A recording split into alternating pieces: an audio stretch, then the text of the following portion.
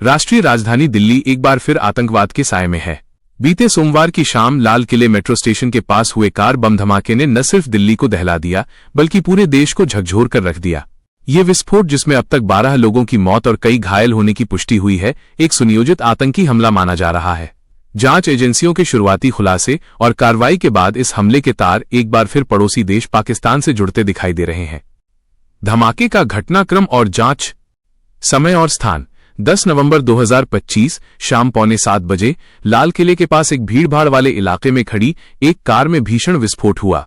हताहत: धमाके की तीव्रता इतनी अधिक थी कि शुरुआती जांच में 9 और बाद में 12 लोगों की मौत की पुष्टि हुई, जिनमें कई निर्दोष नागरिक शामिल थे। आतंकी कनेक्शन: दिल्ली पुलिस ने गैर कानूनी गतिविधियां रोकथाम अधिनियम UAPA के तहत मामला दर्ज कर इसे आधिकारिक तौर पर आतंकी हमला घोषित किया। संदिग्ध और खुलासे: पुलिस ने तुरंत कार्रवाई करते हुए 4 संदिग्धों को हिरासत में लिया। मुख्य हैंडलर शाहीन से पूछताछ में चौंकाने वाले खुलासे हुए हैं, जिससे ये स्पष्ट होता है कि हमले के निर्देश और फंडिंग सीधे पाकिस्तान में बैठे आकाओं से आ रहे थे। हथियारों की सप्लाई: पकड़े गए आतंकियों ने बताया कि हथियारों की खेप पाकिस्तान से ड्रोन के जरिए श्रीगंगानगर बॉर्डर पर गिराई गई थी। यह इस बात का स्पष्ट संकेत है कि सीमा पार से आतंकी साजिश रची जा रही थी। पाकिस्तान की बौखलाहट और प्रतिक्रिया। दिल्ली में हुए आतंकी हमले के बाद भारत सरकार के सख्त रुख ने पाकिस्तान में हड़कंप मचा दिया है। फॉल्स फ्लैग का आरोप: पाकिस्तानी मीडिया और सोशल मीडिया यूजर्स इस हमले को फॉल्स फ्लैग ऑपरेशन बताकर खुद भारत पर ही धमाका करवाने का बेबुनियादी आरोप लगा रहे हैं। आपातकालीन बैठकें: भारत की ओर से संभावित जवाबी कार्रवाई के डर से पाकिस्तान के प्रधानमंत्री शहबाज शरीफ और सेना प्रमुख असीम मुनीर ने तुरंत हाई लेवल मीटिंग बुलाई। सेना की तैनाती और अलर्ट: पाकिस्तानी सेना ने सभी अवकाश रद्द कर दिए हैं। खुफिया सूत्रों के मुताबिक लाहौर की ओर सेना की टुकड़ियों को रवाना किया गया है और सीमा पर टैंकों की तैनाती शुरू कर दी गई है। सेना ने हाई अलर्ट घोषित करते हुए NOTAM नोटिस टू एमएन भी जारी किया है, जो हवाई अड्डों और एयरफील्ड्स पर रेड अलर्ट का संकेत है। ऑपरेशन सिंदूर 2.0 का डर: पाकिस्तान की खुफिया एजेंसियों को डर सता रहा है कि भारत ऑपरेशन सिंदूर -2.0 के तहत बालाकोट जैसी कोई बड़ी जवाबी कार्रवाई कर सकता है। भारतीय सेना प्रमुख के सख्त बयान ने इस डर को और बढ़ा दिया है। वैश्विक एकजुटता और पाकिस्तान का अलगाव। इस दुखद घटना के बाद अंतर्राष्ट्रीय समुदाय ने भारत के प्रति अभूतपूर्व एकजुटता दिखाई है, जिससे पाकिस्तान और भी अलग थलग पड़ गया है। मुस्लिम देशों का समर्थन: संयुक्त अरब अमीरात, UAE, सऊदी अरब, कतर, मालदीव और यहां तक कि ईरान जैसे इस्लामिक देशों ने एक सुर में आतंकवाद की कड़े शब्दों में निंदा की और भारत के साथ एकजुटता दिखाई। UAE ने स्पष्ट कहा कि वह हिंसा और आतंकवाद की सभी गतिविधियों को अस्वीकार करता है।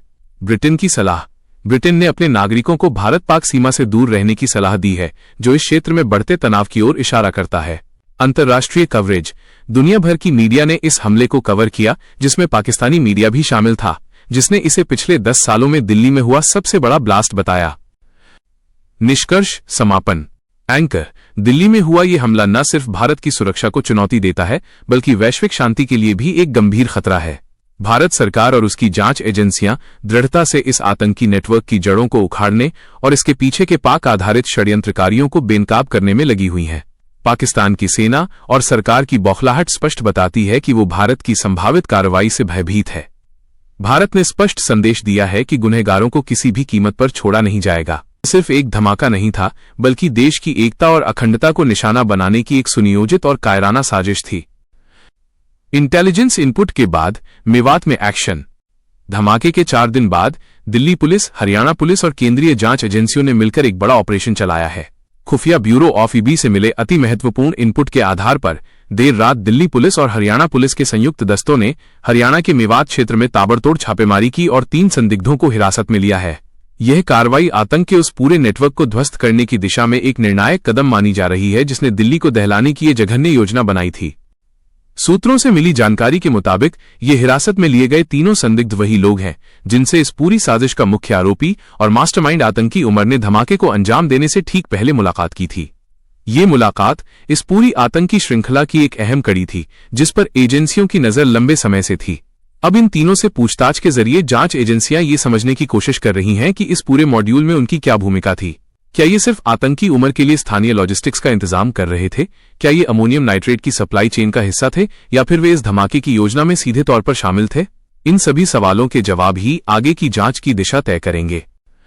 अमोनियम नाइट्रेट की NPK वाली साजिश। जांच में एक और बेहद चौंकाने वाला और अहम खुलासा हुआ है, जो दिखाता है कि आतंकी समूह कितनी चालाकी और सावधानी से अपनी साजिशों को अंजाम देते हैं। पता चला है कि आतंकी उमर और उसके साथियों ने इम्प्रोवाइज्ड एक्सप्लोसिव डिवाइस आईईडी बनाने के लिए जिस अमोनियम नाइट्रेट का इस्तेमाल किया था, उसे उन्होंने 3 अलग अलग जगहों से खरीदा था। लेकिन किसी को शक न हो, इसके लिए उन्होंने अमोनियम नाइट्रेट को एनपीके खाद के नाम पर खरीदा। एनपीके, जिसका पूरा नाम नाइट्रोजन, फॉस्फोरस और पोटेशियम है, एक सामान्य कृषि उर्वरक है। आतंकियों ने इस सामान्य और रोजमर्रा के कृषि उत्पाद की आड़ में खतरनाक विस्फोटक सामग्री को इकट्ठा किया। इस तरीके का इस्तेमाल अक्सर स्थानीय आतंकी मॉड्यूल द्वारा किया जाता है, ताकि विस्फोटक सामग्री की खरीद का रिकॉर्ड सामान्य और सुरक्षित लगे। इस खरीद फरोख्त के पीछे के चैनल, हैंडलर और पूरे नेटवर्क की जांच की जा रही है कि किस तरह इतनी बड़ी मात्रा में अमोनियम नाइट्रेट उमर तक पहुंचा, और क्या इस खरीद में हिरासत में लिए गए तीनों संदिग्धों की कोई सीधी भूमिका थी। अमोनियम नाइट्रेट का इस्तेमाल पहले भी कई आतंकी वारदातों में होता रहा है, इसलिए इसकी आपूर्ति श्रृंखला की जांच राष्ट्रीय सुरक्षा के लिए अत्यंत महत्वपूर्ण है। यह दर्शाता है कि आतंकी अब सीधे विस्फोटक नहीं खरीद रहे, बल्कि ऐसे तत्वों का इस्तेमाल कर रहे हैं जो कानूनी रूप से आसानी से उपलब्ध हैं, लेकिन उनका दुरुपयोग विनाशकारी हो सकता है। जांच एजेंसियों का संयुक्त ऑपरेशन। दिल्ली पुलिस की स्पेशल सेल, हरियाणा पुलिस की काउंटर इंटेलिजेंस यूनिट्स और केंद्रीय खुफिया एजेंसियों के अधिकारी दिन रात इस मामले की हर बारीकी को खंगाल रहे हैं। वे इस नेटवर्क के हर लिंक को जोड़ने की कोशिश कर रहे हैं। अमोनियम नाइट्रेट की खरीद कहां हुई, उसे कैसे और कहां स्टोर किया गया, और आतंकी उमर के साथ इसके कौन कौन से स्थानीय और सीमा पार के संपर्क थे। जांच का दायरा सिर्फ मेवात तक ही सीमित नहीं है, बल्कि ये हरियाणा, उत्तर प्रदेश और जम्मू कश्मीर के कुछ हिस्सों तक फैला हुआ है। एजेंसियां आतंकी उमर के सभी पिछले संपर्कों की डिजिटल और भौतिक ट्रैकिंग कर रही हैं। ये कार्रवाई स्पष्ट संकेत देती है कि एजेंसियां इस मामले की जड़ों तक पहुंचने के लिए एक बड़े और समन्वित ऑपरेशन पर काम कर रही हैं। वे न केवल धमाके के दोषियों को पकड़ना चाहती हैं, बल्कि उस पूरी इकोसिस्टम को नष्ट करना चाहती हैं जो ऐसे आतंकी कृत्यों को अंजाम देने में मदद करती है। इस जांच में call records, dark web activity, हवाला फंडिंग और संदिग्ध बैंक ट्रांजैक्शन की गहन छानबीन शामिल है। मास्टरमाइंड उमर का कश्मीर कनेक्शन। इस मामले में मुख्य आरोपी और मोस्ट वांटेड आतंकी डॉक्टर उमर का कश्मीर कनेक्शन भी सामने आ रहा है। संबंधित खबरों के मुताबिक डॉक्टर उमर, जिसका नाम पहले भी कई आतंकी गतिविधियों से जुड़ा रहा है, दिल्ली धमाके के बाद से फरार है। जांच एजेंसियों के सूत्रों ने बताया है कि पुलवामा में सुरक्षा बलों ने एक कार्रवाई के दौरान आतंकी उमर के घर को आईईडी से उड़ा दिया था।